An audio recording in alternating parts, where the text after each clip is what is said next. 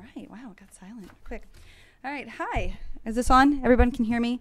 Okay, good afternoon, everyone. Welcome to the New America Foundation. My name is Jamie Zimmerman. I direct the Global Assets Project here at New America.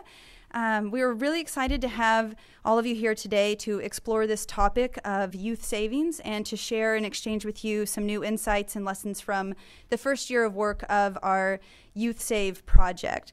So YouthSave is a 5-year consortium initiative that aims to discover in a kind of broad and simplistic way, whether and under what conditions there is a case for youth savings, both from a human development perspective and also a commercial perspective, business case, as a lot of us like to call it.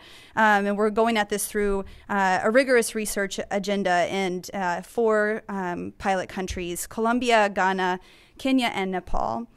So the consortium is made up of a really wide diversity of partners, including Save the Children, but also the Center for Social Development at Washington University in St. Louis, the Consultative Group to Assist the Poor, which all of you know as CGAP, and us here at the New America Foundation. Beyond that, we have on the ground a multitude of research partners, financial institution partners, and other implementation partners in all 4 countries. So a big, complex initiative and lots of things happening, lots of learning. So part of our mission under YouthSave is to disseminate often and widely the results of our work and to engage with the growing field of actors and thinkers and doers interested in this topic as frequently as we possibly can. So to that end, we hope this afternoon will be an opportunity to share, to explore new thoughts and questions, but most importantly to hear from all of you, your reactions, your questions, and other reflections on what we've done so far. So just a little bit of housekeeping before we begin. Just remind everybody that all of the events here at the New America Foundation are broadcasted live via webcast. So it's really important that when you ask your questions, when the speakers are speaking, that we speak directly into the microphone. Introduce yourself when you can, if you remember to, so that it can be as engaging for those who are watching online as hopefully it is for those of you here in the room. And also just everyone is welcome to hang out a little while after the close of the panel for a wine reception, keep the conversation going. So that'll be immediately following, and we hope that everyone sticks around for a few minutes. So to kick us off, without further ado, I am delighted and honored to introduce our keynote speaker for the afternoon, Michael Sherraden. Michael is the Benjamin E. Youngdahl Professor of Social Development and the founding director of Brown School's Center for Social Development at Washington University in St. Louis. As many of you know, Dr. Sherraden is the author of Assets in the Poor, which proposes individual development accounts, also known as IDAs, match savings to enable low-income families to save and accumulate assets. His additional research on asset building appears in Inclusion in the American Dream and Can the Poor Save? And he's done also a lot of, beyond the asset building world, a lot of really amazing work on civic service. Which interestingly, and I didn't know this until I just now, and I can't believe I've read your bio so many times and didn't see this, that the work that he's done on civic service had also contributed to the creation of AmeriCorps in 1993. So today, CSD is a leading center of research on civic service as well as on social development. I also want to note that Michael, back in 2006, along with the former director of the Asset Building Program here at New America Foundation, created the Global Assets Project, for which I work, and so I'm grateful to you for that. And also last year in 2010, Michael was acknowledged for his contributions to the field and to this world, really, by Time Magazine as one of their 2010 most influential people in the world. So, Michael, thank you. Come on up.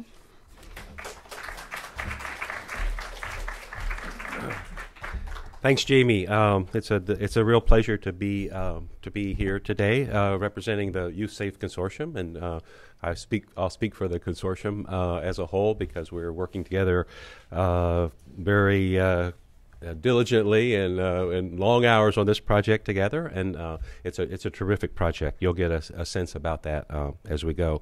But the title today is "The Case for Youth Savings," and we're the researchers for YouthSave. So the case for youth saving, or how to move this forward, is going to be very much evidence based, and I want to make that point. There's a really impressive research agenda for which we're really pleased to have an opportunity to do this this project and try to learn what will work. It's not so much learning what will whether youth savings is a good idea, although we will have some insight about that. The questions are a lot about what exactly will work, what works for whom, and what doesn't work, and I think YouthSave will shed a lot of light on these questions. I want to thank the MasterCard Foundation, which is the major funder for the YouthSave initiative. It was really their vision and commitment to inclusion in financial services worldwide that makes this possible.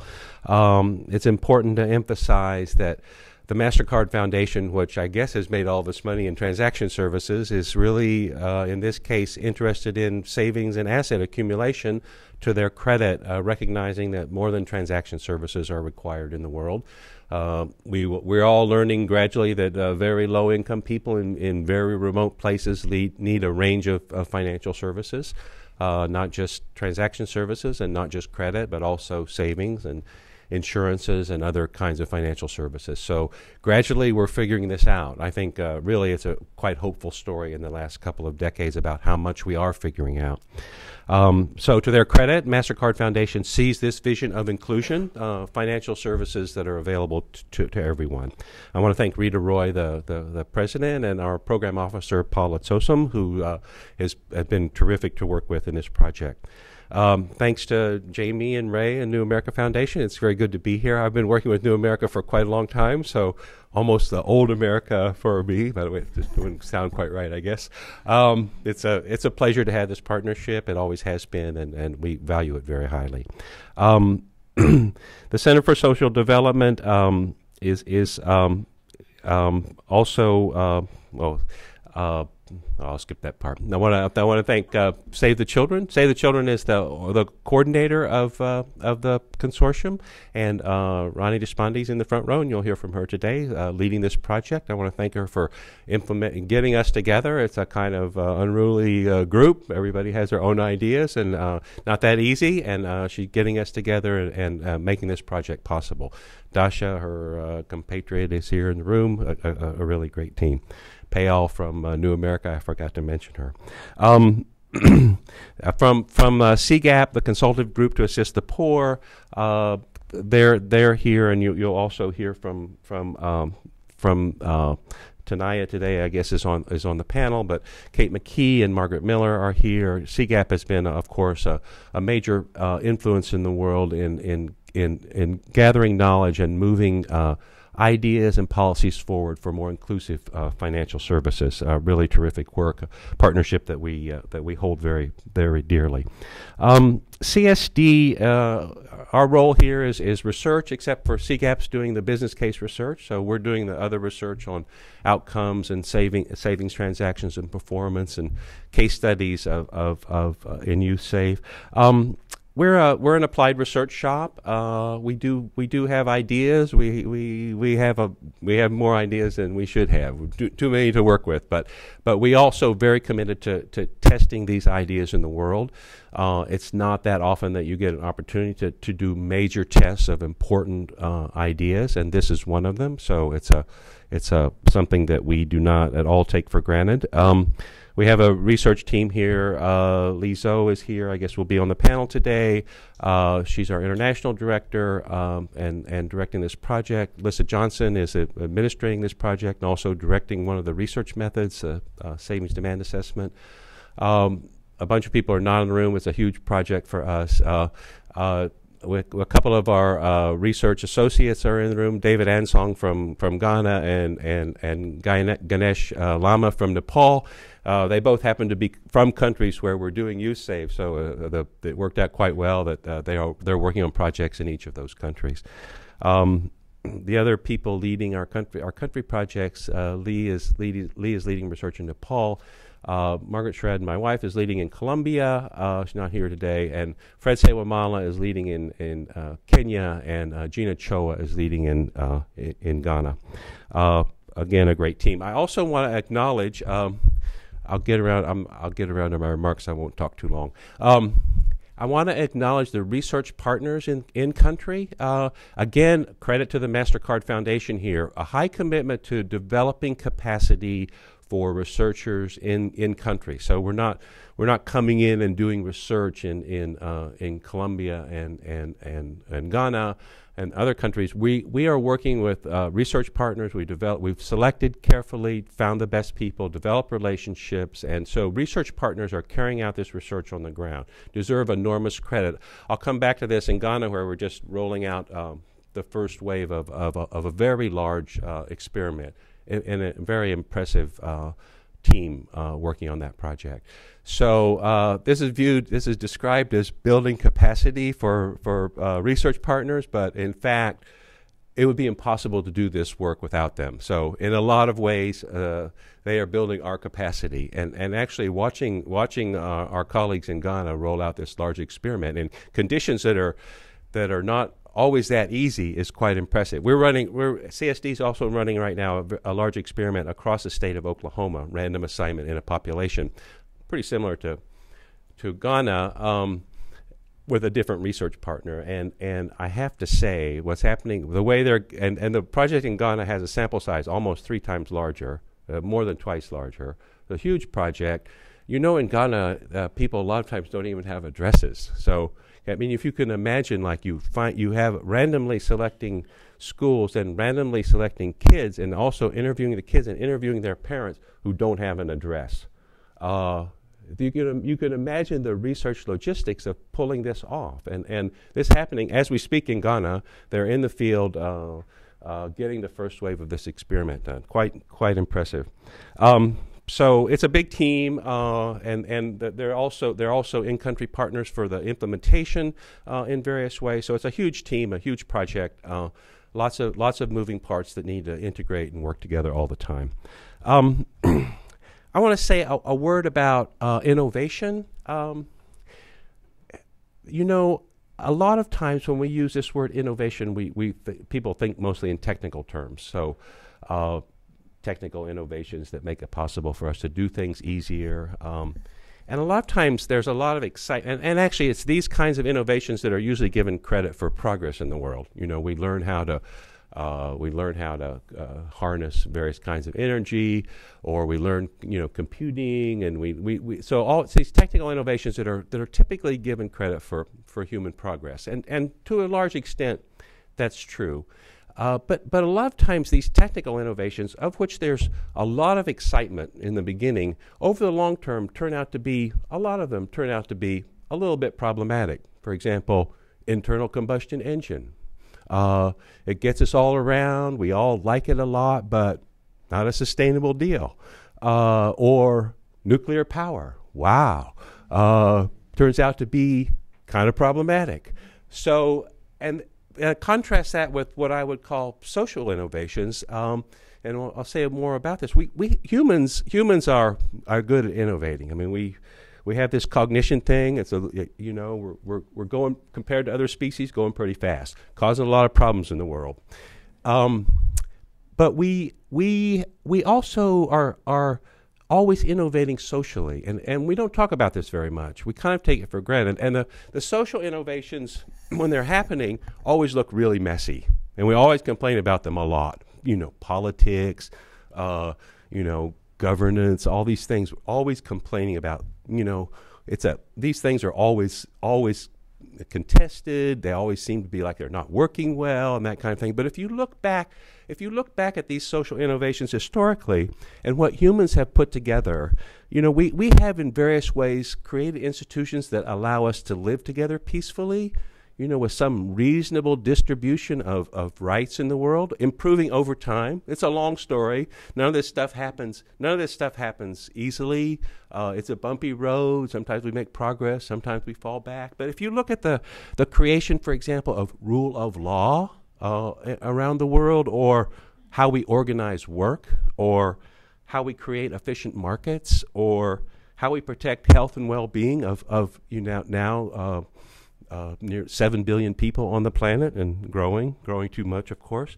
how we create governance that's reasonably honest and reasonably fair in most places in the world, how we are able to build knowledge and use knowledge and pass that along to the next generation. These are remarkable social creations for which we take very little credit typically. So today I want to emphasize social innovation and historically and YouthSave as in this tradition, going forward with trying to figure out how to get financial services in more places around the world. It's a worthy goal. A lot of people's lives can be improved by that.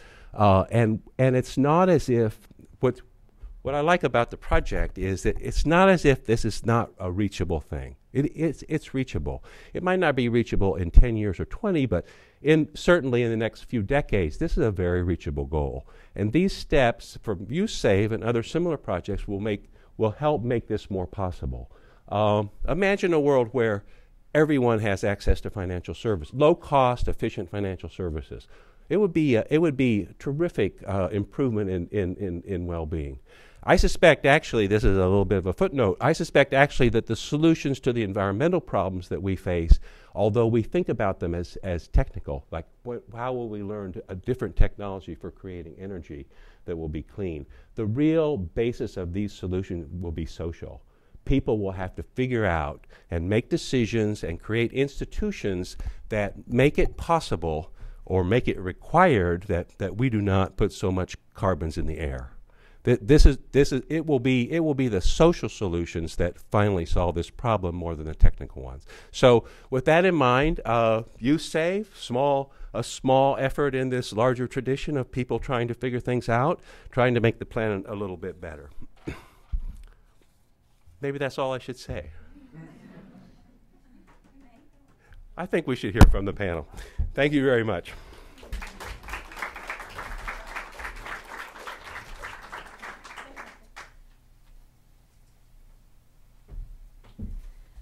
Okay, well, thank you, Michael, and I hope leaving it on that note has primed everybody to want to know, okay, what is YouthSave and what is it doing?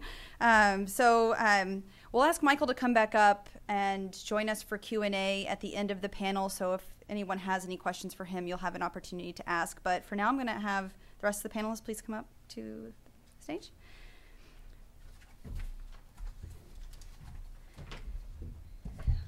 Okay, and so just really quickly, I will introduce our panelists. Immediately to my right is Rani Deshpande, and I feel like you've already been introduced to them by Michael, so I will go through this really quickly. The director of the YouthSave Project at Save the Children. Her background includes 10 years in management consulting, microfinance, and working with small and micro entrepreneurs in India and Africa and West Africa. She earned her undergraduate degree at Stanford and has a master's from SIPA, it seems, right? Okay. To her right is Li Zhou, who's the director of CSD's international work, has contributed to CSD's consulting and research on asset building policy and child development accounts around the world, particularly for governments in China, Hong Kong, Indonesia, and South Korea. She publishes extensively, has guest edited editions of several international academic journals, and has also worked just prior to her appointment at CSD with CGAP, which leads me to our final panelist at the end of the table, Tanaya Kilara, an associate microfinance analyst at CGAP, bringing operational experience from a previous position serving as part of a startup team in an urban microfinance institution in India. She was there for 4 years and was instrumental in building the business plan, bringing in equity investors, designing financial products, and managing operations. At CGAP, she is working with us to learn about building a business case for youth financial services with specific emphasis in youth savings. So I'll just go ahead and sit. And I think the way that we're going to do this, I'm going to pose a number of just broad questions to our three panelists, have a little bit of back and forth with them, but I definitely want to save plenty of time for Q&A, so just giving everyone a sense of how we're going to go here. It's been 1 year since we were all together here at New America Foundation launching this initiative. I think it was May of 2010. And, so we're 1 year into this 5-year project. Could you please tell everyone in just a few words what role each of your respective institutions actually play in this kind of massive initiative that we've engaged in? Yeah, please. So Save the Children, is my phone? Should be. Can you hear me? Is that enough? Okay. Save the Children sort of plays the coordinator or lead role in the consortium, and the two main areas of responsibility are really kind of leading the work with financial institutions in the field. As Jamie mentioned, we're working in 4 countries, Nepal, Ghana, Kenya, and Colombia. And in each of those countries, we work with a local bank to actually develop and roll out these youth savings products. So our kind of bailiwick is working with those financial institutions to do the market research, to develop the products, and to see that they get rolled out, as well as to offer complementary programming to increase young people's financial capability sort of alongside those products. We also play kind of a coordination role and a grant management role within the consortium, but that's a little bit more on the technical side. So that's, in brief, Save the Children's role in this project. Center for Social Development at Washington University in St. Louis leads the research, the extensive learning agenda in partnership with 4 research partners in 4 implementation countries, except the business case, which is led by CGAP. In addition, CSD also represent the research for the consortium, except the business case. So those are the major 2 roles we play. Like it's been said, at CGAP we perform the business case role, and what we mean by that is looking at it from a financial institution's perspective and saying, does it make business sense for them to offer these youth savings products, and is there a case to be made for financial viability of these youth saving products? Under what conditions? What does it look like? So that's really our piece in the consortium, and that's what we look to study. Okay, thanks. So, thinking about this event on the case for youth savings and how we're seeking to uncover this, but we're seeking it through a 5-year rigorous learning project we're only 1 year into. So, presumably we wouldn't have many concrete findings to share on that for some time still. But, we have had a year of work together, and wondering if each of you could talk a little bit about what specific activities you've actually been focused on over the last year, and if, are there some findings, are there lessons to share at this point? You can just keep going down the road. It's cool. That's fine. So for Save the Children's part, we've really been focused on getting operations up and running on the ground, and that has really involved, it falls into 2 buckets, the work. The first is really the construction of relationships, and I won't bore you kind of with the details of that, but I do want to stress that, as Michael mentioned, and Jamie I think echoed, it's a large and complicated project, so that the kind of this forging of relationships, really working relationships between NGOs, research institutions, financial institutions, and not only in the field, but in the U.S. and sort of all of the multiple relationships that entails, has been a major focus of our work and a great opportunity for learning. And I think, as Michael was saying, that's part of what's innovative about this project, is just the sort of constellation of players that are involved and how they work together.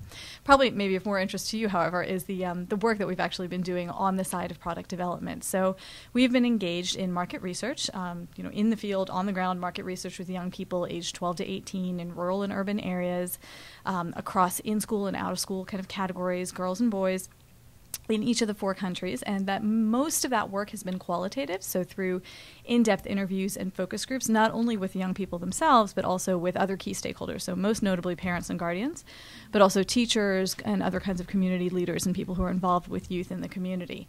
And then in one country, in Colombia, we actually did a little bit of quantitative work as a part of concept testing as well. So those market research results, I should say, have now been used to then develop prototype products in each of the 4 countries, and we've been working working very closely with the financial institutions to do that, because obviously a viable product has to be a balance that meets the needs of both clients but also the financial institutions that are going to offer them, since our vision in this project has always been how can we facilitate making these savings accounts the most commercially sustainable as possible. And we're not, that's why the business case is a question still. We're not sure if we're there, but we certainly want to aim in that direction. So most of the country operations right now are in the finalizing the product prototype stages and preparing for pilot. So we're really excited because at least the sort of test versions of the products are going to hit the ground within the next couple of months. From Center for Social Development perspective, we have been working with, over the past year, we have been working with 4 research partners in 4 implementation countries, trying to get the learning agenda off on the ground. And we have participated with Save the Children and the CGAP on the country official kickoff meetings in all 4 countries, and they're trying to get there's implementation set up, but there's also research set up. So over the past year, we are focusing, trying to get the infrastructure set up, and then trying to launch the major research methods. I don't know if this is the right time, but we have some observations, and today I will, when the time is right, and then we can talk about some key observations from one of the major research methods we call the integrative case studies. This integrative case study is a multifaceted integrated case study, really trying to tell the stories from the field and observe how the YouthSave project is unfolding from in each of the 4 countries. And I have some, I would say I have 5 major themes from the field work, and they're quite interesting. At least we think from the CSD and our research partners' perspective, we think they are interesting. And as Ronnie mentioned, this project has just started, and we will keep watching it very closely. And please go ahead. Oh, we can even start that in. Okay.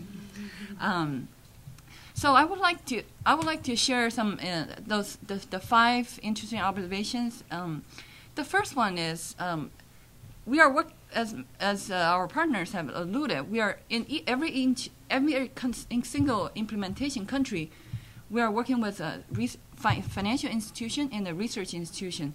So we are actually having a very diverse set of financial institutions are on the ground, working very hard, trying to innovate and trying to design and develop a savings account that is that can reach the low-income youth.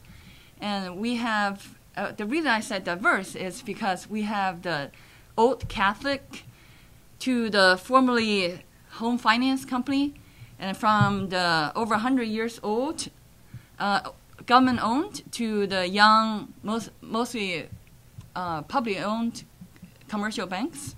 So in Colombia, we have the bank of BCSC. I'm not very good at Spanish, so I just say that BCSC. And it's founded back in 1911, about 100 years old.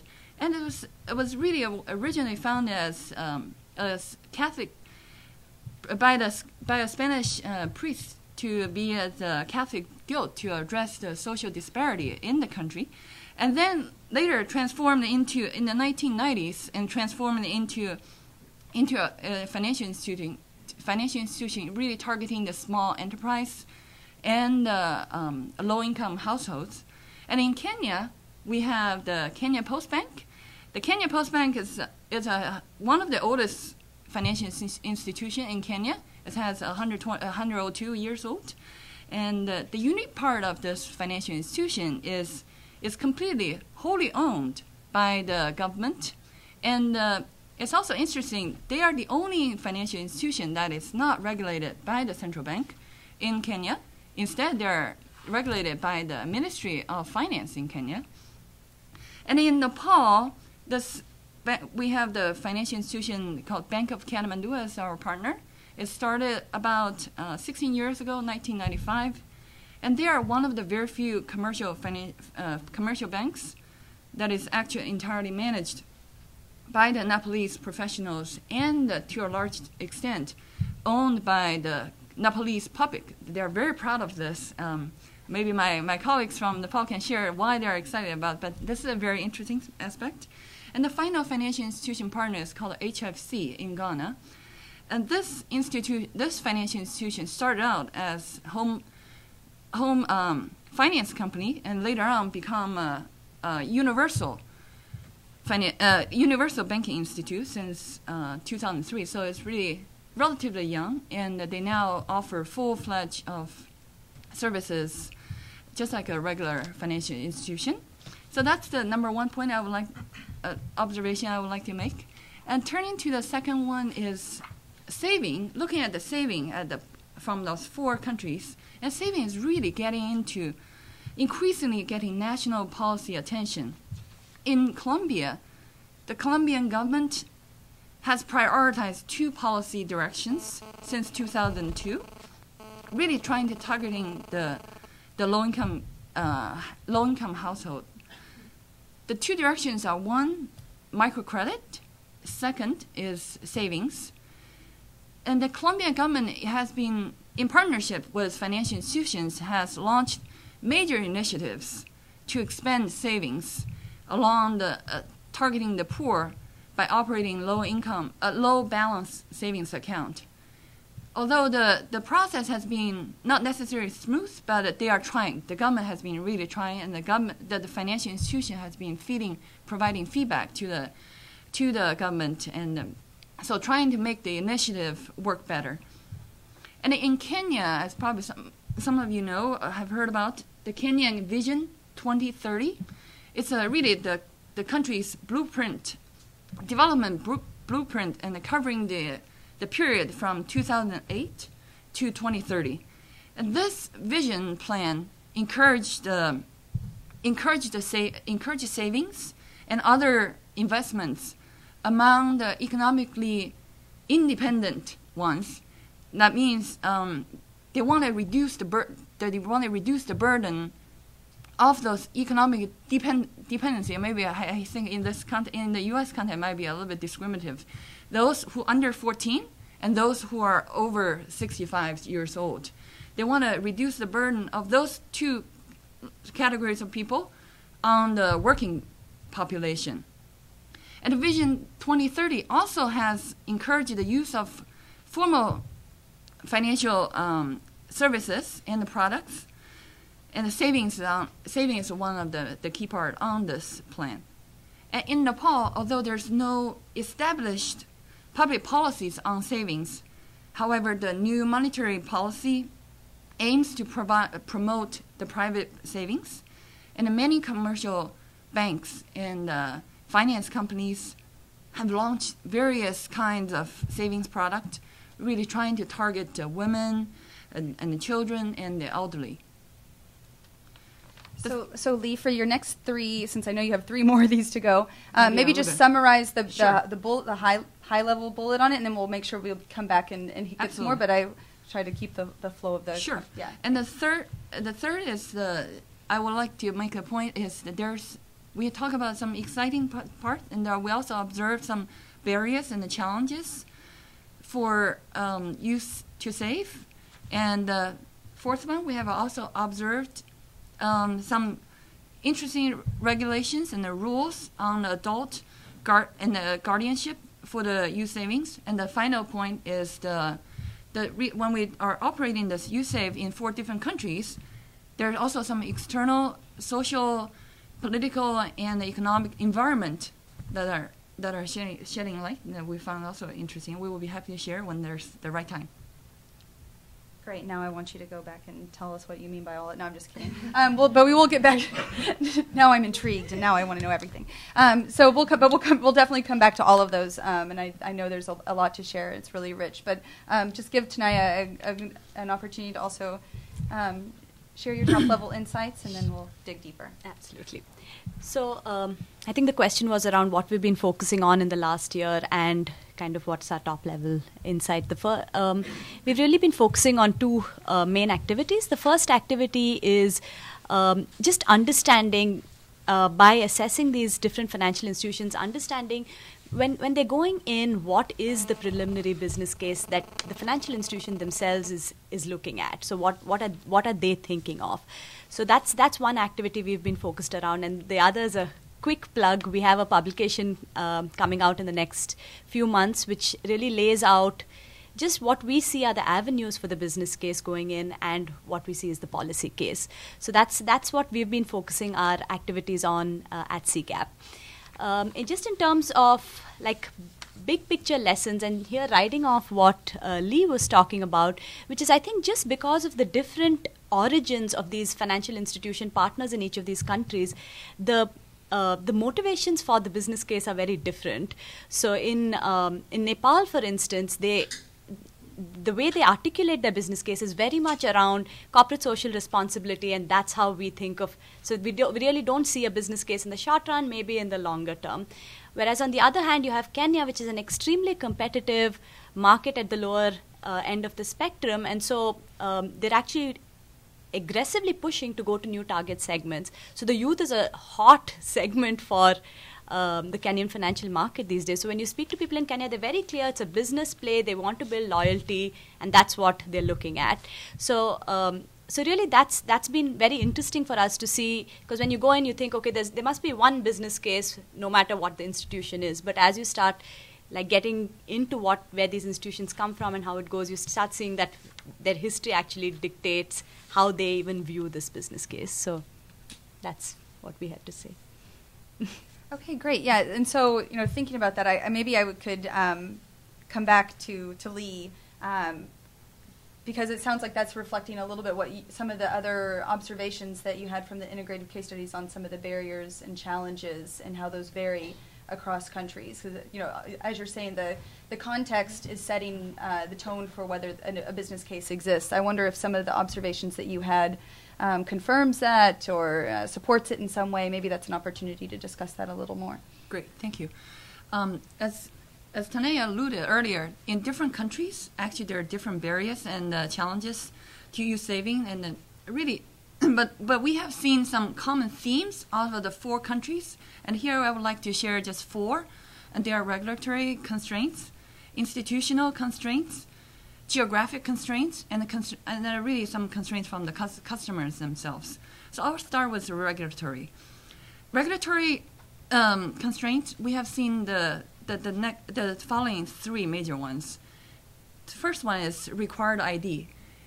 Here in the United States, it may not be a big deal to have a birth certificate, because every child, when you're born, I just assume, I'm not originally from China, from United States, but here it seems everybody just has no matter where you are born, you have a birth certificate. But in those 4 developing countries, and especially in the rural areas, birth certificate is not an easy thing. And the little babies got born, but they may not have a certificate.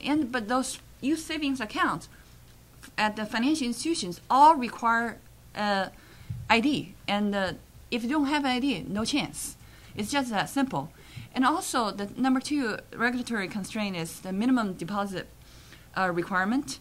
And those minimum deposit, even though they are minimum, they're sometimes too high for the youth to even to gather in order to open an account. And the last one is the taxation on each financial institution, the taxation on each financial transaction. This is a particular case from Colombia.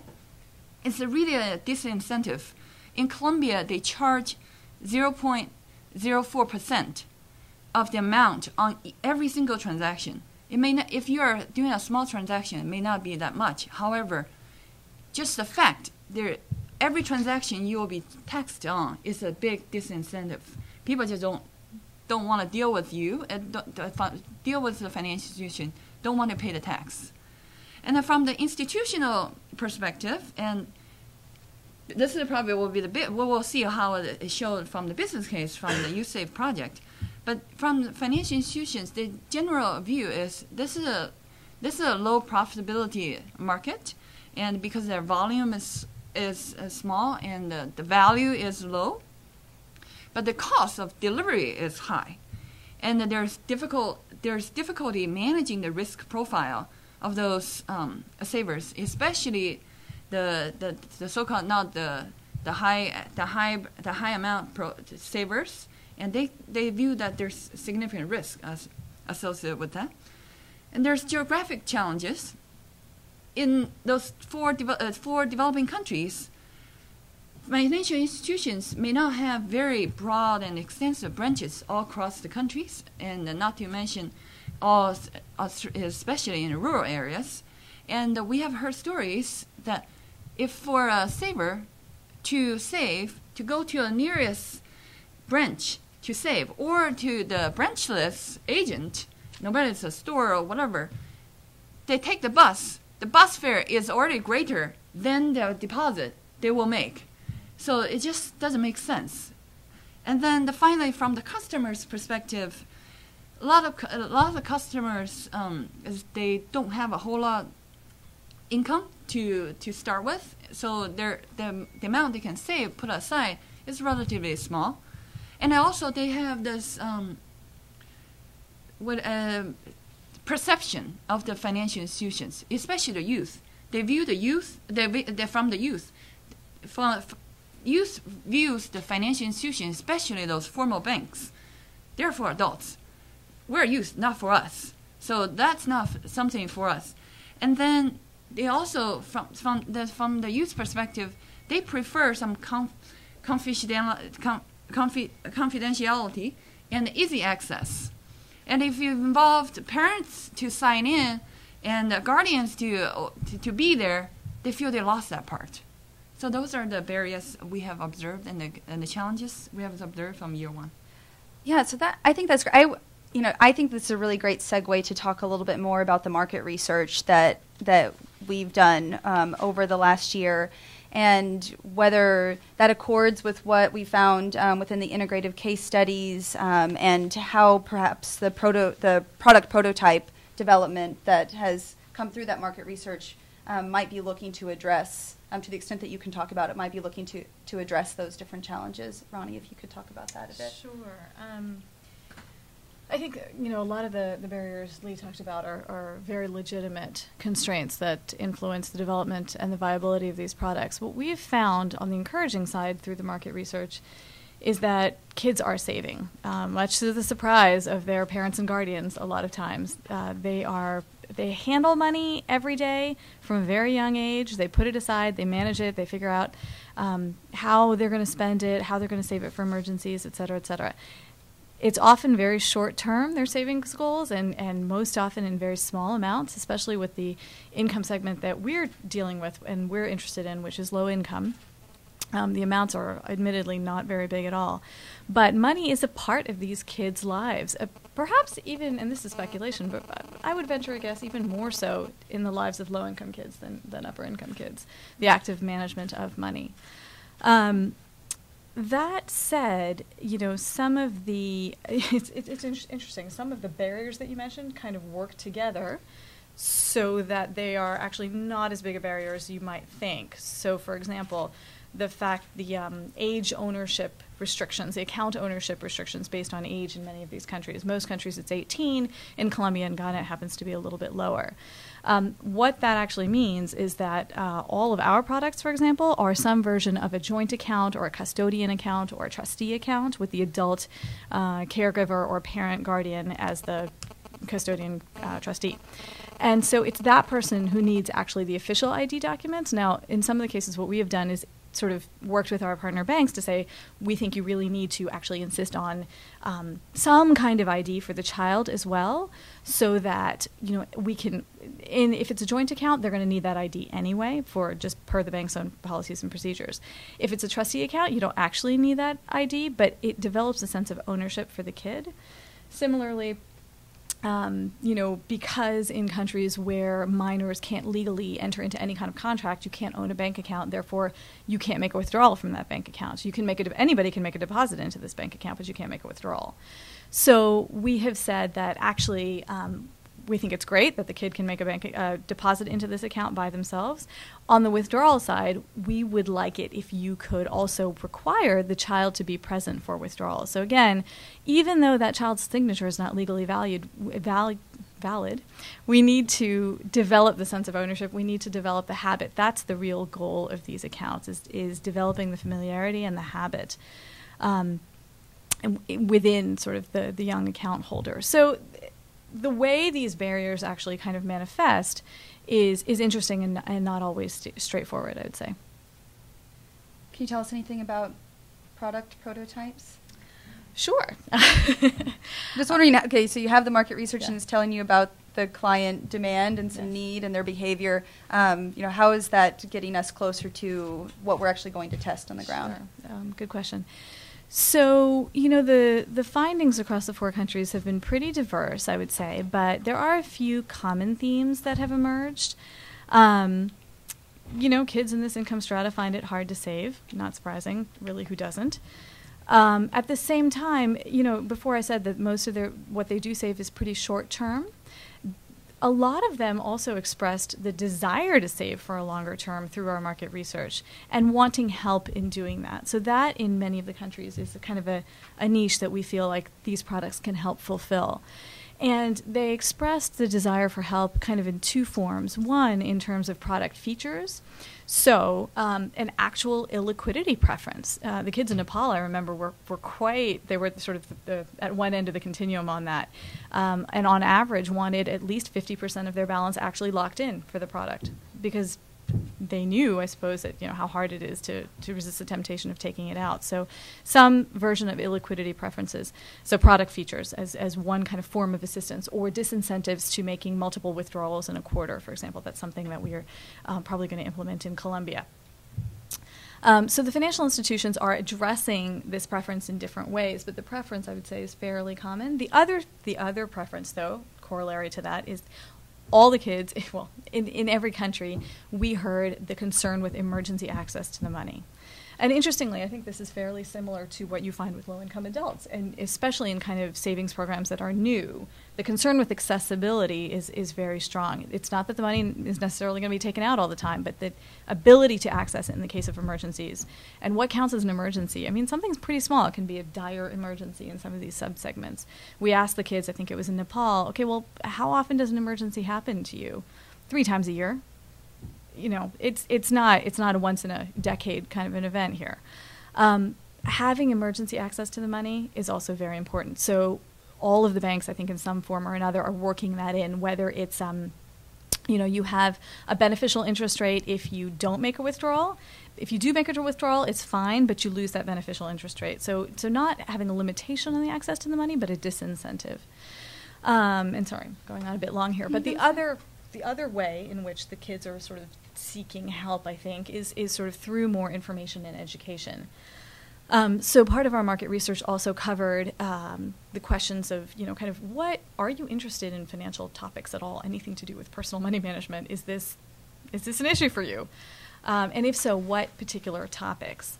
And then secondly, how do you prefer to get that information? And what we found is that there's a lot of curiosity. And I think, part of it is probably motivated by the fact that we were asking them about formal financial sector products and services. And so there was a natural curiosity that came out about that, about banks and how to use a bank and, what's the benefit of using a bank?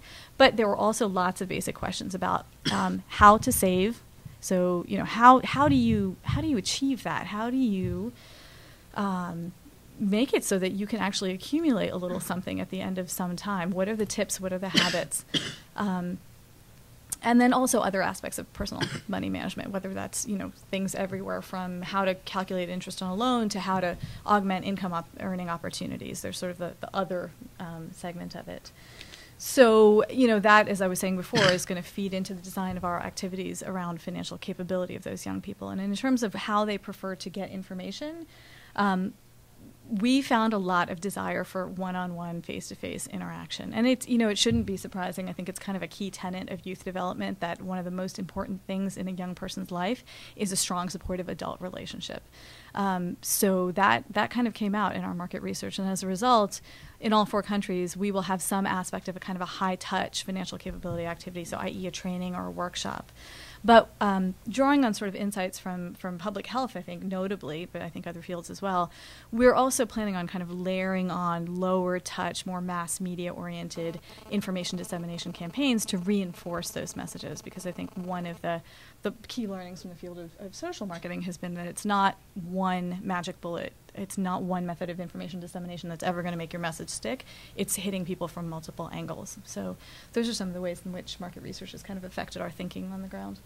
Okay, great. And I do hope that we get a chance to, I think, discuss a little bit more about the financial capability piece of our work within YouthSave. But I want to first ask a question about how, so the market research, really interesting findings and lessons on the preferences of the youth themselves and creating products that meet those needs.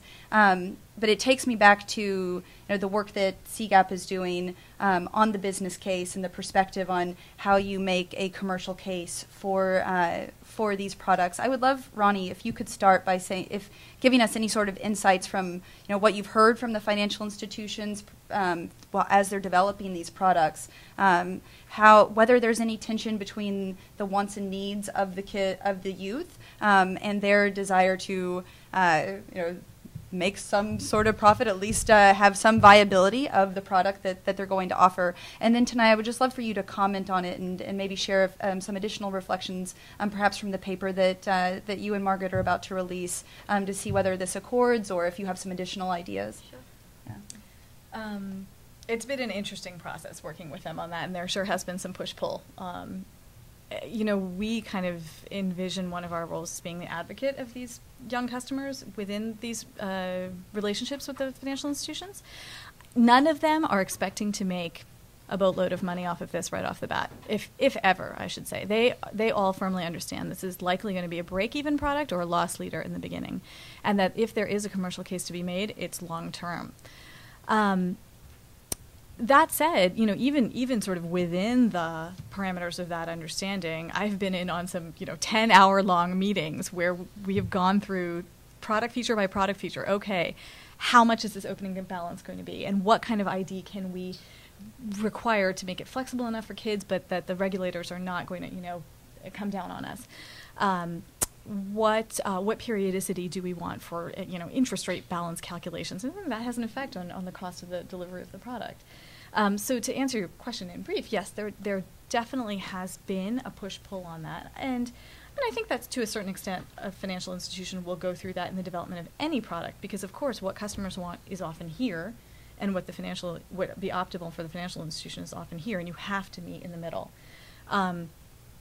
The commercial case for this product is weaker than what they would normally consider on their own, but that's why we are here, and that's why we're supporting certain aspects of the development of these products, and that's why we are sort of in that relationship, constantly pushing the interests of the account holders.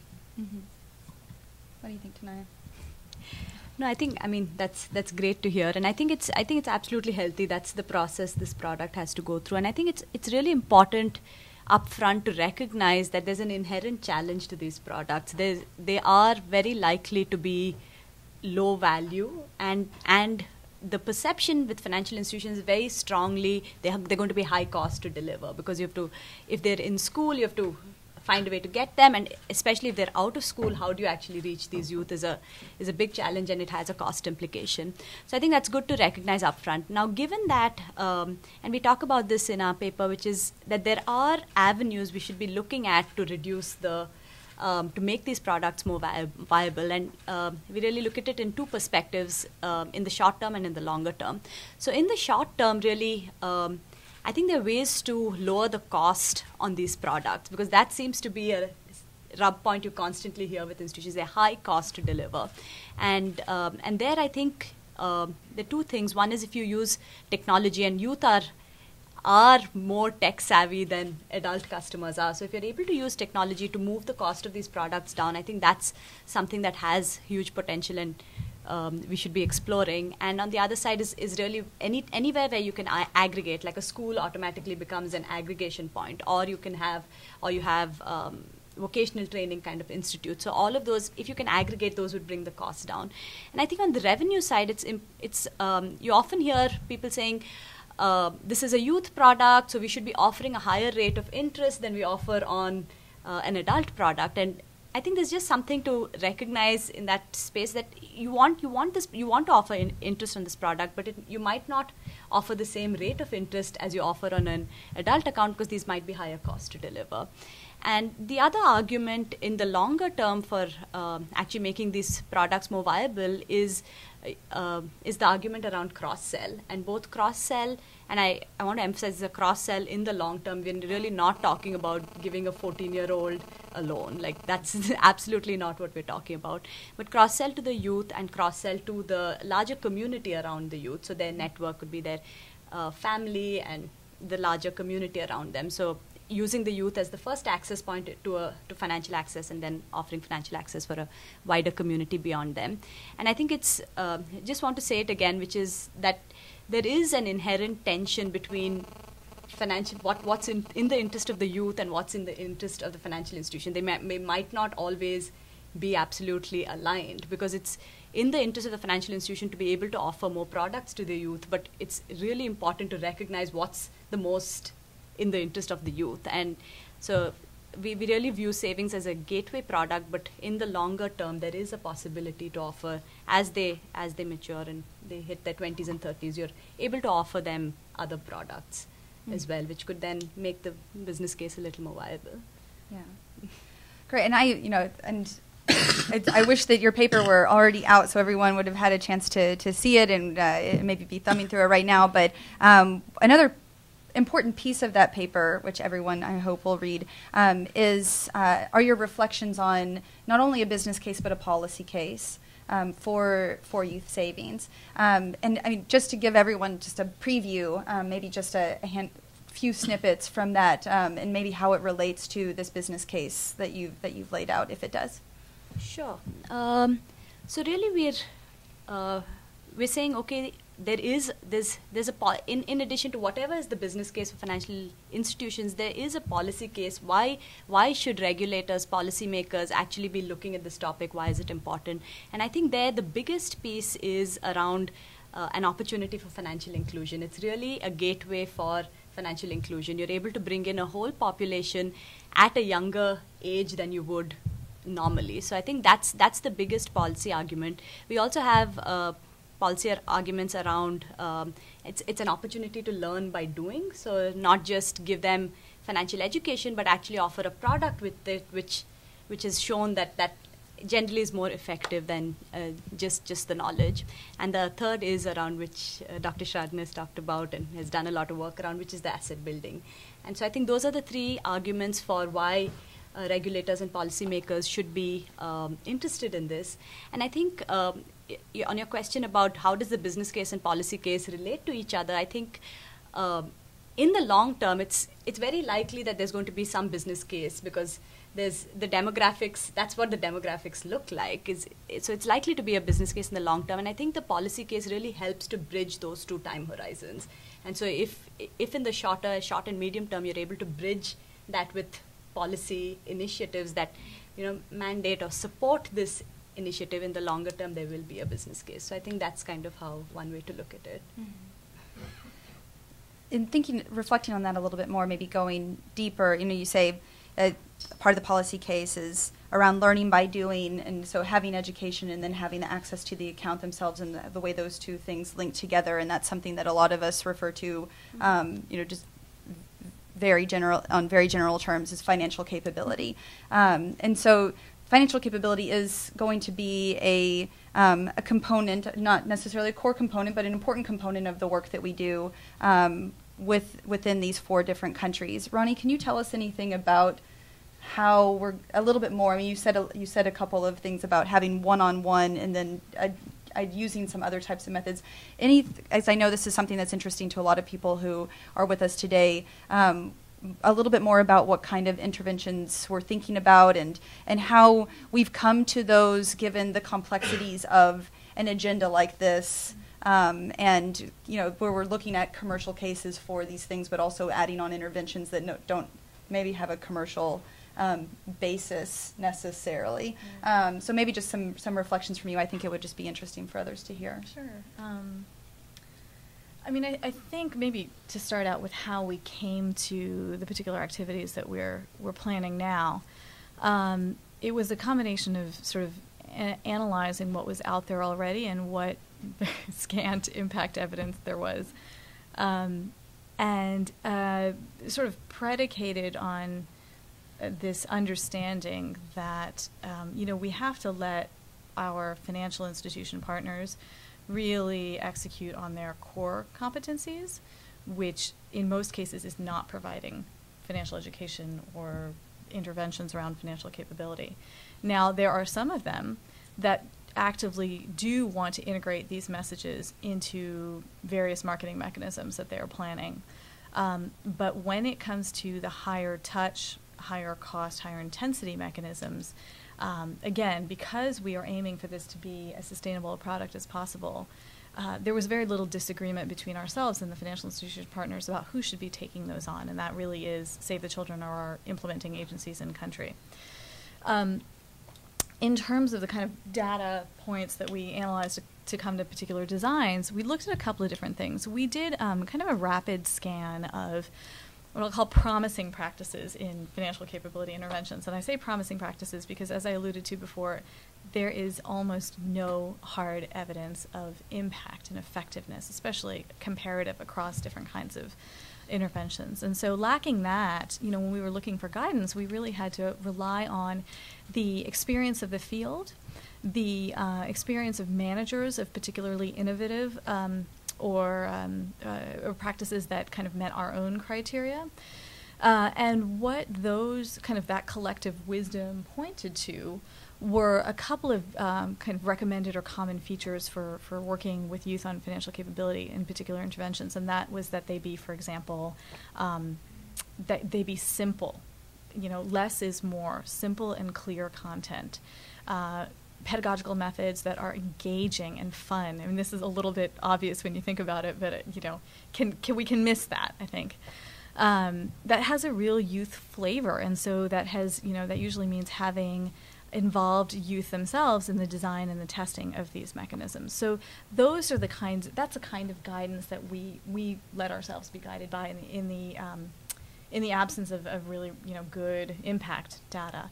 As many of you may know, there have been several microfinance organizations around the world that have conducted or sponsored trainings and workshops around financial literacy, and so there are several curricula out there that have been extensively field tested now. So we gathered kind of the collective experience from people who've used those. Additionally, we also looked at each country and what was going on in the way of financial capability initiatives in the country. So what leverages, both kind of intellectual and financial, could we leverage from the ground? What was already going on? Who was doing what? Were the schools teaching financial education in any way? Were there government policies? Was there a strategy around it? What institutions were involved? Was anybody else already playing in this space? And kind of looking to not reinvent the wheel in any of the countries that we work with. We also obviously sort of did an assessment of what the appetite and capacity of our partners in each of the countries were. And then obviously, integrated in the results of the market research. And so drawing from all of these sources, we've arrived at a set of proposed activities around financial capability. And they, like I said, they involve in each country some version of a training or a workshop. And that, depending on kind of circumstances in the country, that could be one longer workshop up front followed by a series of booster activities, or a 6-month cycle of half-hour to hour sessions with the same group of kids. Some of the booster activities will be, for example, in Nepal, where the financial institution will actually be traveling to these aggregation points to conduct transactions. So to get the kids involved in engaging activities that reinforce some of the lessons that they had in the first workshop. We are also looking at different kinds of SMS-based campaigns, internet resources, mass media, of course. So, a radio show is what we're planning in one of the countries. So there are different combinations, and I can't failed to mention in Kenya, peer-to-peer mentoring, and across all of the countries, very importantly, sort of pre-sensitization of the parents or the guardians, because really getting them to buy into the purpose of these accounts, and part of that is financial education as well, I think is really going to be critical to the success of the initiative. Cool, thanks. So I just have a couple more questions, and I want to open it up to everybody. My next question is really, I think, it's for Lee, but I'd love if either of the other, Ronnie or Tanaya, have something that they'd like to say on this, that would be fine too. But I'm hearing a few common themes, but mostly I'm hearing about a diversity across all of these different field countries in which we're working, a diversity of partners, a diversity of contexts, of histories, of needs and preferences of youth, all of those things. And so on the one hand, it sounds like, oh, it's really cool. We're going to have a real richness in what we learn here, and a diversity. But for the research project, we're thinking that this is something where we want to compare across countries and have some findings that are comparable across. Do you see any challenges in that from a research perspective, where are we really trying to compare apples and oranges from place to place, or what's your perspective on that? I think thank you for asking that good question. Even I think this question, if you even ask in the United States, you can't really say strictly apple to apple. Mm-hmm. Say compare the states, Washington. Not Washington D.C. is not a state. Sorry, say Missouri to Kansas. Exactly. Even though we're neighbors, we can't really compare everything strictly. Mm-hmm. But we can see some common themes out of the two states, and the same thing.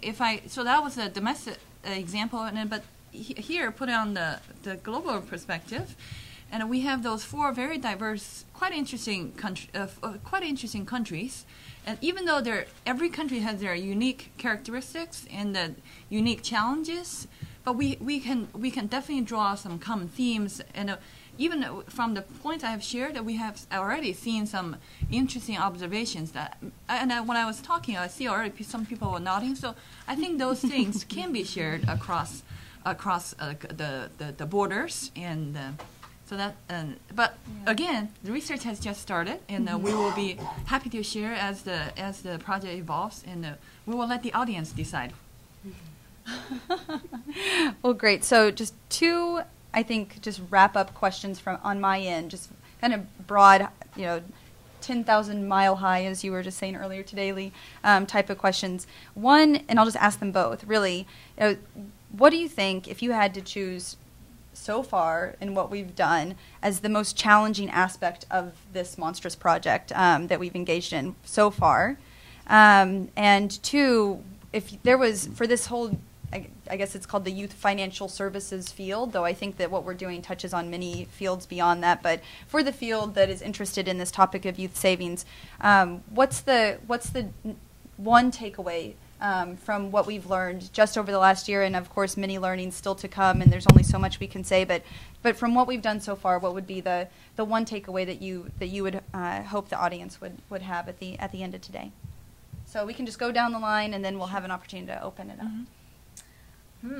It's challenging. Yeah. There have been too many to talk about.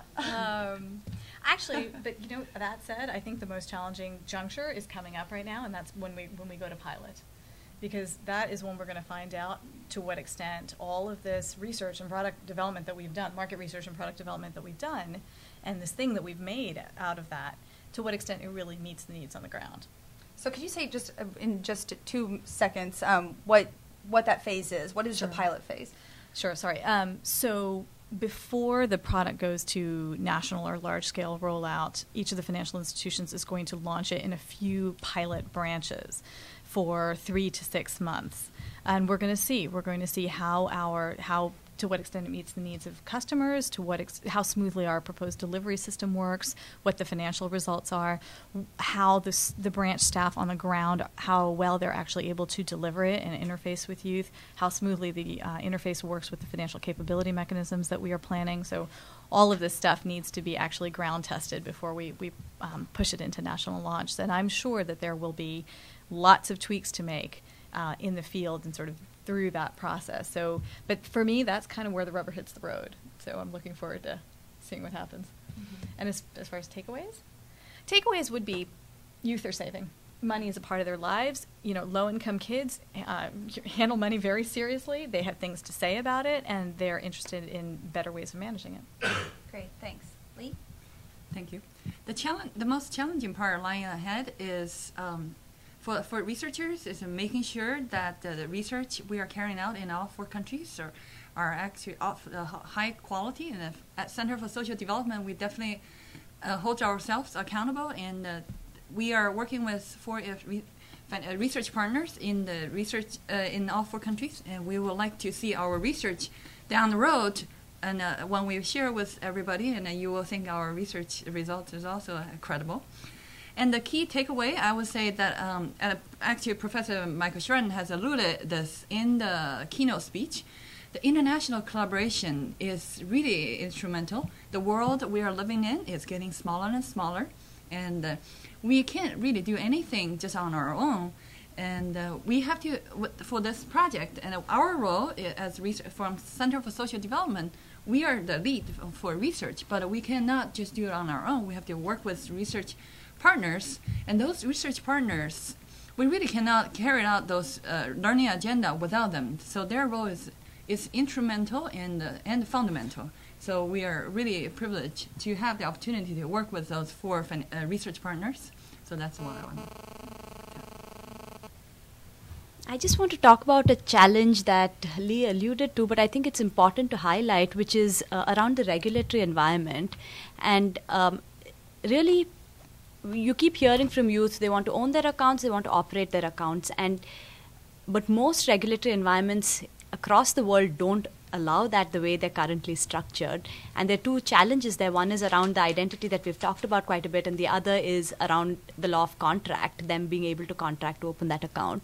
And so I think just in terms of what lies ahead, I think there's a need to engage in a dialogue with regulators. And I don't think we're at all at a point where we can say we think the laws should be changed, there should be new regulation, but I think there's a need to engage in dialogue to create some kind of a space for innovation where they're testing it out, put in boundary conditions on the value of these value of transactions, a whole set of, you can fairly tightly define it, but allow some experimentation and innovation to happen. So I think that's something that's going to be useful for the field going ahead.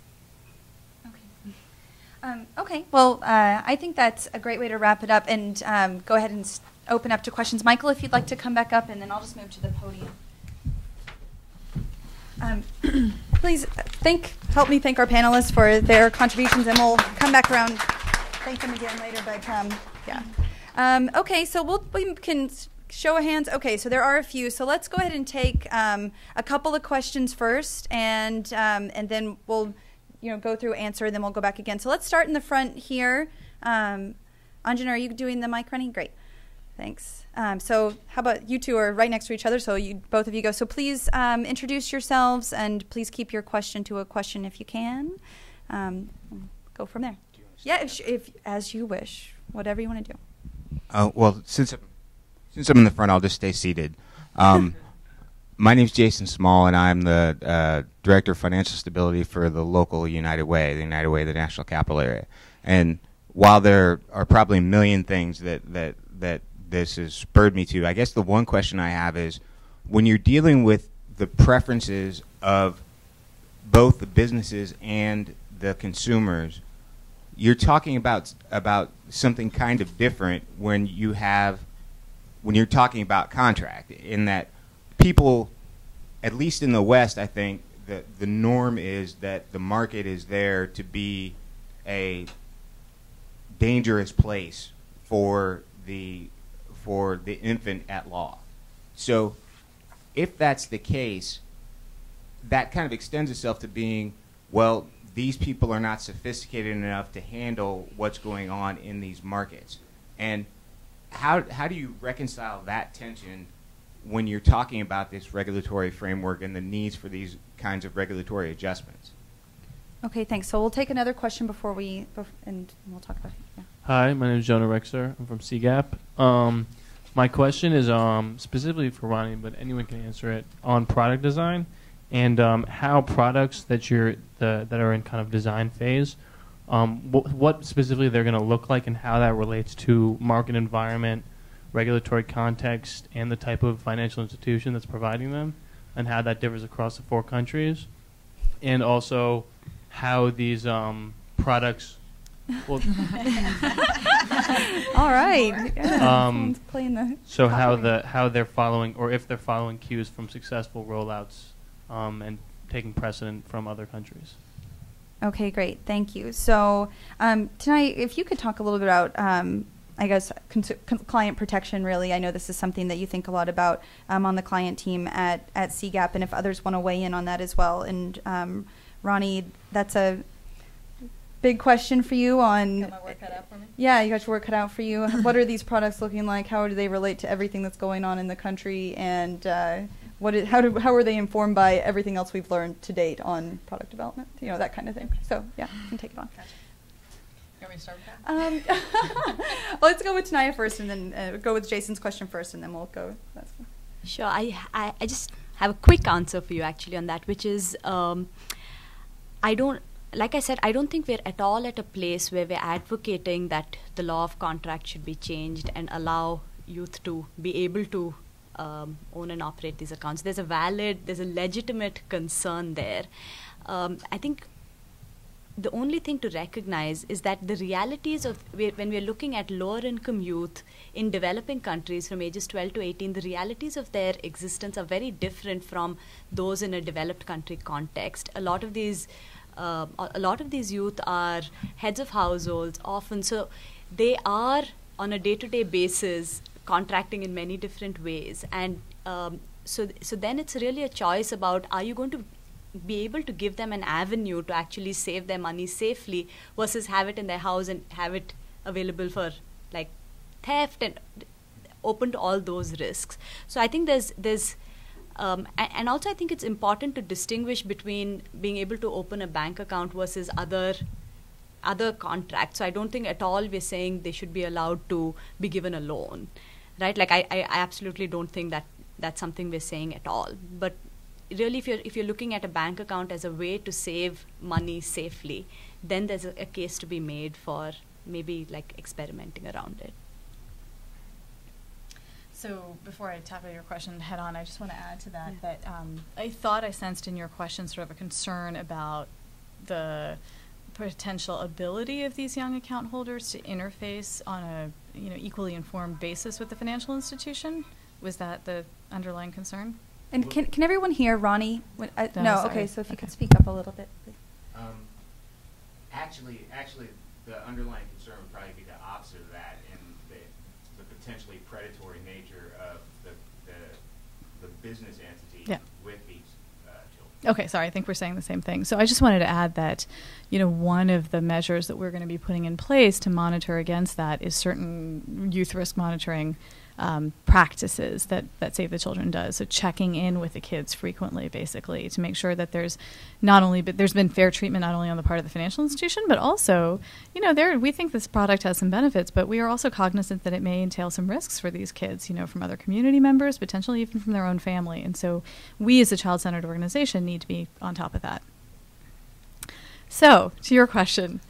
How do the product features relate to the market environment regulations and financial institution characteristics? So I would say that as far as market environment goes, I don't think I can think of a single product or financial institution that we looked at in any of these markets that actually offers a youth savings account that is meant to be operated by the children.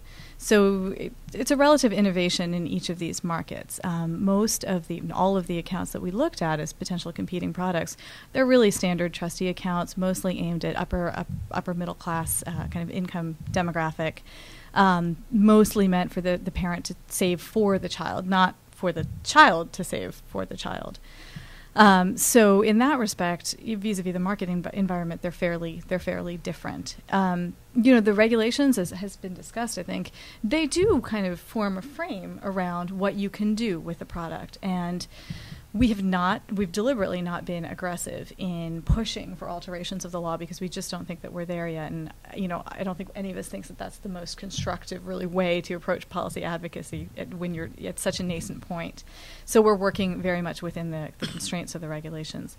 And in terms of FI characteristics, it's funny. I think that the FIs are different places with respect to the extent to which they have engaged the low-income market in the past. Several of them, Kenya Post Bank, BCSC in Colombia, have squarely served a low-income market from their origins. For the others, that's something that they're beginning to get into now. So I think that the way that the products have varied with the financial institutions has to do, what I've seen is it has to do more with the way that they're developing them and offering them, and not what they're offering. Because that we've really sort of tried to harp very hard on being market research based. But the practice that they may have had with rigorous market research-based product development really varies across the 4 institutions. And so the way that they have adapted that process has varied as well. But I don't know that you're going to be able to see that on the customer end. Okay, let's take a few more questions. Let's see hands. Okay, let's start in the back this time. The lady with the camera standing up, and then we'll move up to you with the nice pashmina, and then over. Okay. My name is Li Yang. I just wonder, in your research, do you try to take an example of the United States, the problem of financial institution, whether you are going to have a banking account, savings account, or investment account, and the problem of the United States is a big problem already. Second is that you are trying to attract the savings for the youth. I just wonder, did you make any example or use the experience of adult population, whether it is in the United States or in their respective countries? And I think in the other countries, you will be able to tell, even with a financial institution, with the World Bank or IMF, they are complaining and they are trying to maybe you a rip off their whole country, not just the youth. So I just wonder, how do you illustrate, use your data, and I don't know, your objective is try to have a youth really saving, and where do you get the money when the adult cannot even have survived? Okay, great. And let's go up a couple of rows. Start with you first, and then we'll go over to So this, and then we'll come down to you, sir. Hi, I'm Elizabeth Broad. Can you hear me? Is it on? No, is it on? No. Okay, I'll just speak up. Thanks. I'm Elizabeth Berard from USAID, and I'm wondering if any of the models that you were investigating, you thought about mobile or cell phone savings for youth. I know that that's, we're talking about the new generation here, the next generation here, and we do know that many youth do have access to cell phones. I'm thinking of Kenya, where they already have M-Pesa, and I'm just wondering if you investigated or considered that kind of technology moving forward. Okay, thank you. And then here. I'm Bob Hershey. I'm a consultant. How do you get the kids to understand a little bit of business math, like percentages and interest calculations, so they can understand what they're doing? Okay, great. So since the first question, it sounded like was directed towards research. Lee or Michael, are you guys employing some type of U.S. imperialist approach to your research methodology? I want to speak to that. That's how I interpreted the question. Maybe you heard it a different way. And then I would like to, maybe both Ronnie and Tanaya can say something about the mobile cell phone savings. I think in terms of product design, but I'd also love to extend that onto the use of those technologies for financial capability as well. I think that that's also, and then that extends fairly naturally into a conversation about the ways and the actual skills that we're teaching to the youth. Let me try to respond to the question, the first question, which is a series of pretty big questions, I think. I'll just say that we have research methods that will track all the savings transactions of all the participants. It will be quite an extensive data set, so we will know how well each individual is saving over time. We actually know all their transactions. We have another research method to, as I mentioned in Ghana, we're tracking the long-term development outcomes in an experimental context, that is randomly assigning treatment and control. So we will know and be able to answer the question, does the offering of this saving product and service enable young people to do better, live better lives, and particularly in terms of their education and livelihoods and health. So this is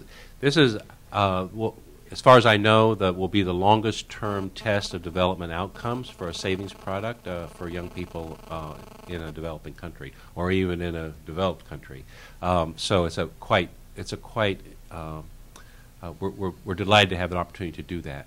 We also will through the case studies, be doing in-depth interviews with a small sample of youth periodically, annually, as soon as some youth have accounts. So we will have their stories. So with at least a small subsample, we'll be talking to them in depth about how's this going. So hopefully these methods will be able to identify both positives and negatives. I mean, we expect that some aspects of these savings products and services will be quite positive, with some positive outcomes, and we expect that some issues will show up. Maybe some young people will have a bad experience, and we will be able to report that.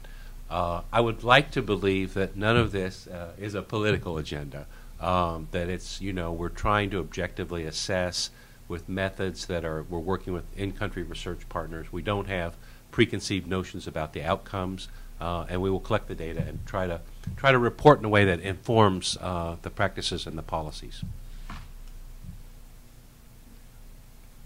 I actually wanted to just build off of what you said to answer, I think, what was the last question. Sorry, the last question in your series of questions, which is very common, legitimate questions. Where do these kids get the money to save? We have found that the most frequent source is parents. Undoubtedly, the kids that we're dealing with are 12 to 18 years old, and that also, I think, goes to answer the gentleman's question about basic math skills. These are not all of them are going to be in school, especially as they reach the upper ages of that bracket, but most of them have had some schooling and so do know how to do some math, even if the accuracy on interest rate calculations isn't 100%. I don't think it would be 100% on this panel, with myself anyway. So these kids, even though the most common income source is the parents, we also see a great deal of working part-time, whether you're in school or maybe fuller time if you're out of school, so that's a secondary source of income. There's also a lot of kids reported getting kind of ad hoc sums of money, either as gifts from relatives around holidays, or if you live in a rural area, through seasonal agricultural labor. There are kind of ways that you wouldn't think of. So you're sent shopping for your family, and you're given a certain amount of money, and you pocket the difference, and you drive the prices down at the market, and you save what you have left over. So kids handle money in all kinds of different ways. And I should add, there's less than savory ways by which kids come by money as well. And that's another rationale for sort of these risk monitoring mechanisms that we have to put in place, because by no means do we want to encourage unhealthy or unconstructive behaviors to go about getting money to save, and that's not the messaging that will be put forth with any of these products.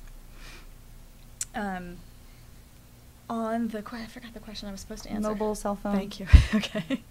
I'll let Thanaya go into a greater, I think, description of that, but just specifically related to the 4 countries in which we're working. As the lady mentioned, I think the place where mobile money is most advanced and widespread is Kenya. Unfortunately, Kenya also recently passed a law whereby you can't actually really own a SIM card unless you're over 18. So that kind of curtails youth's direct access to mobile money applications. Now, that said, if you have an adult that you trust, you can transact through their account. in some of the other countries, we are thinking about our partner financial institution in Colombia is actively pursuing expanding their branchless banking channels. And so, we are thinking about how to put this product over those rails as well. In Nepal, they're also even the industry as a whole is just kind of beginning to explore branchless banking channels. And so if that does become implemented in our partner financial institution, they certainly are planning to include this product among the suite of products that will be offered through those channels as well. And then as far as the use of mobile phones for financial capability, I think I may have mentioned just briefly earlier that is one of the ways in which we are hoping to disseminate financial education messages as kind of a reinforcement mechanism, is to have messaging campaigns and potentially with like a contest or a competition element even through the use of mobile phones. Rani gave a great answer. I really don't have too much to add, but on the business case side, we definitely believe that that's something we should be exploring, because it's really one way to bring down the cost of delivery for to the youth. And I just found like an interesting statistic, which is that youth between ages 14 to 24 in developing countries actually own 780 million mobile phone subscriptions. So, I mean, so there's clearly like a market, and there's a big potential to use this channel as a delivery mechanism for these products. Great. So do we have some additional questions? Okay, let's take one more round. We'll go in the front, then Jason, then right behind. Hi, my name is Bailey Butzberger. I'm with Microfinance Opportunities. I was just wondering if you could speak a little bit about your selection process for these countries and partners. Is there something particular about these countries that make them very conducive to projects like this, and the partners in themselves? What is it? And also, I know it's still an early stage, but is there anything, any kind of characteristic about each of these institutions that has made them more successful in one way or another? For example, being historically youth-friendly, or having a history of corporate or social responsibility, or perhaps the strategic locations of the branches, something like that. Great. Thank you. Thanks. Just behind, if you could pass it just behind you too, Jason. Hi. Hi. Is this on? There Yep, it is. you're on. I'm Jason Wolf with USAID. From an audience perspective, sitting out here listening to all of your conversations and presentations, one is struck by the diversity of the context you're working in. You're in 4 countries, working with 4 completely different financial institutions, 4 completely different sociocultural, socioeconomic, regulatory contexts. So it seems clear to me that by the end of this whole effort, you're not going to have like the silver magic bullet for youth savings of exactly how we should be going about doing this. But I'm wondering where you do hope we're going to end up by the end of this. What do you hope that we'll be able to say, given that you're working in all of these diverse contexts and that youth live in so many diverse contexts? Great, that's a great question. We're actually going to pass it behind. Is that Alex? Hey, how you doing? Okay, sorry, I can't see you really well. Alex, you'll get the last question. Hi, Alex Kobushin from Innovations for Poverty Action. Just a quick question. I wondered if in any of the product design phases or conversations there was talk of tying up the savings accounts with G2P programs or conditional cash transfers as a means of maybe testing whether tying those up would increase the usage of those accounts or contributions or match contributions from parents. Okay, yeah, her question was around whether there's a consideration to tie any of these with other social transfer programs, the conditional cash transfer or other government-to-person payment things that we see in different countries. So we can just, I don't have a preference on who answers which. It sounds like the first one was really around, was there something particular about the countries and the institutions that made them a reason why we favored those over others? Where we hope we will end up at the end of 4 years from now, given that we're likely not going to find a silver bullet, and then ways to tie this in with other types of social policies. As you like. Michael, we could just go down and everybody could give their reflections and then we can have a drink. Okay, I'll just take a minute to respond to Jason. Good question. I think given there is a lot of diversity in the context and everything, but given the research designs that we've been able to put in place, we should be able to answer. We should be able to answer the question with a lot of clarity and definity about how well young people in these 4 countries save, which is a quite important question. As Ronnie was saying earlier, we know that people all over the world save, but it's not commonly believed that a low-income youth market is going to be a successful saving market. But we'll be able to very clearly speak to that question. Quite important, actually.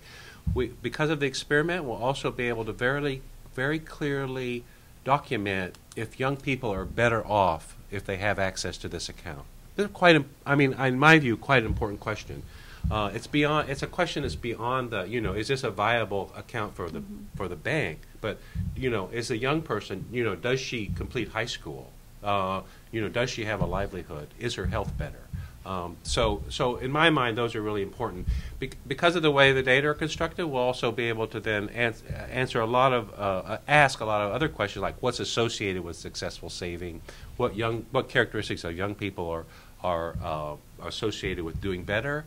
To the extent that there's variation in the delivery of the product and service, we'll be able to answer, do these variations make a difference in how well young people save? So we'll be answering a lot of questions. I guess not the silver bullet, but I think I think there'll be a lot of learning coming out of this.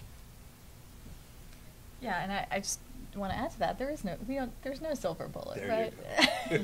I mean, what I'm hoping we'll also be able to do is to say, because we chose such diverse contexts, and that was deliberate, and because I think the ultimate goal would never be to sort of roll out one cookie-cutter youth savings product around the world, I'm hoping that we'll be able to sort of say, okay, so in this context, we did this, and this was the result, whereas in that context, we did that, and that was the result, and to be able to draw some lessons in a little bit more of a sophisticated way to apply to other contexts, which are equally as diverse, if not more, right? So on the selection of the countries, building off of that, we did look for diversity. Really, the selection of the countries and the financial institutions had to do with, kind of basic macroeconomic, political factors, regulatory conduciveness. But then also, because our partners are such a linchpin of this project, the existence of good partners, the existence of great research partners on the ground, and the existence of committed, capable financial institutions that offered some kind of prospect for scale and could provide us with the data that we need for the research. So that I would say is at a very high level is some of the factors that was behind the original selection of the financial institutions in the countries. I just want to, Ronnie alluded a little bit, I just want to add a little anecdotes to the selection. We actually did it was quite a process. It was a year. We received a planning grant, and so we were able to Save the Children, CSD covered 6 countries, if I'm not wrong. Yep. And interviewed every country. I don't know how many research institutions, how many financial institutions, but a research institution at least in every single country, at least 3 to 4, at least, if not more. And then we really, for CSD, our role is to primarily choose the research partners, and the Save the Children choose the financial institutions.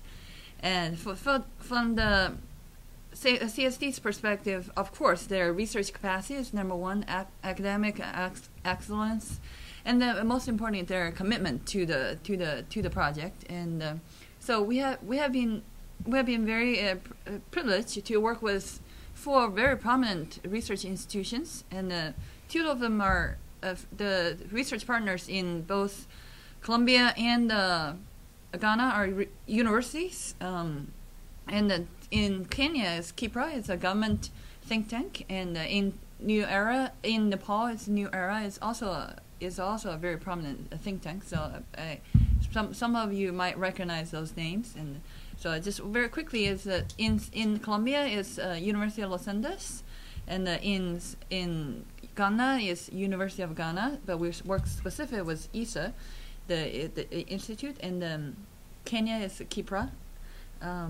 In Nepal is New Era. Tonight? Just a last thought to add to where we would end up. I think one thing we're hoping to do is, if we find that these accounts are actually good for you, they make sense, being able to provide some answers around what will it take to scale, to actually bring these products to scale and then like take them global to other contexts, to other countries. So that's, I think, the other place we hope to end up. Great. Just to answer the question about GDP. Yeah, and I could actually answer that. Great. Since I know a little bit about it. So I think that's a really excellent question. And what we did as we were choosing which countries to even visit, and it was, going and actually visiting 6 countries and meeting with all these people, but a whole, year prior to that, we had this massive country selection matrix, which included 50 different countries and all kinds of factors, like Ronnie was saying. And one of them was the potential to link to policy. And there are very few countries really where there are conditional cash transfer, G2P payments, actually for the youth. One of them is Colombia. And one of the factors for choosing Colombia was the potential to link with one of their programs, Oportunidades Rurales or Joven. No, what's the other one? Oh yeah, I'm not recalling it, what that stands for. But I do know, and this could, if you're interested in this topic, that not related to YouthSave, but to this topic of youth saving and the linkage to G2P, that the government of South Africa actually has a child allowance that is pretty, widely dispersed. It has a large population that receives it, and they are actually are working to pilot out a savings linkage with that child allowance over the next year or so. And I can give you some information about that, Alex, if you want afterwards. So, okay, well, I think we can, wrap it up here, and we have a whole other hour. Actually, that's not true. We're not wrapping it up. I'm sorry everybody's starting to move. What are you? No. Ronnie has a few words that she would like to say before we wrap it up. 3 minutes. But then after closing remarks from Ronnie, we'll invite everyone to join us in the back of the room for a drink and a snack. So thanks, Ronnie. Come on up, and thank you to the panel and to everyone for their good questions. Sorry about that. So I promise I will take no more than 3 minutes. I just wanted to say a few words in closing. First, to thank you all for coming, and to kind of underline a point that I think is sometimes lost in all these discussions about youth savings, which is that for all the work that has been done, and we've certainly had a busy year, and there are many others working in this field, just to say that it's still early days in the evolution of this movement, and there's a lot of excitement, an increasing amount of action, a lot of attention, but still relatively little hard evidence around the points that that we've been discussing over the last hour or so. And just to say that, that is what YouthSave is really trying to achieve. Yes, we think that up to 120,000 young people could actually gain access to safe savings opportunities through the course of our project. But, the prize that we really have our eyes on is the knowledge and the evidence that could potentially make those kinds of opportunities available to many, many more youth than that, in many more than the 4 countries that we're working in, and, potentially even as a matter of national policy. So, but as we know, generating that kind of evidence is a long-term effort. And something that certainly, can't and has not been done in the first year of this project, and something actually that we hope will continue well after the 5 years of this planned project. So we're especially pleased at the demonstration of interest by those in this room and on the web. I don't know where you are, but thank you for tuning in, for accompanying us on this journey, and very much at the willingness of the MasterCard Foundation to be an active supporter of this journey. Because, for all of the great sources of insight that we have in this consortium, we know that we can't put the pieces of this puzzle together by ourselves. We need an active community of colleagues with whom to be sharing lessons and exchanging ideas and information. And that's why I want to thank you again for coming today and staying with us. And to say that I look forward to continuing this conversation by any and every means possible, whether that's more events like this or conferences or online exchanges or, a simple email. Please do not hesitate to reach out to us. I know that all of the members of the consortium, and potentially especially NAF, who are leading our engagement and dissemination strategy, would be very interested in hearing any of your thoughts on our work and learning about any work that you do that is related to this field. So with that, I just wanted to say I hope, in fact, that we can get that conversation started right now. So would like to thank the presenters, Michael, Jamie, Lee, Danaya, and everyone who contributed to organizing this panel. Payal, where is she? She's always hiding there somewhere in the back. Thank you, Payal, for doing a great job. And get out of your way so that we can get this conversation started over a drink. Thank you.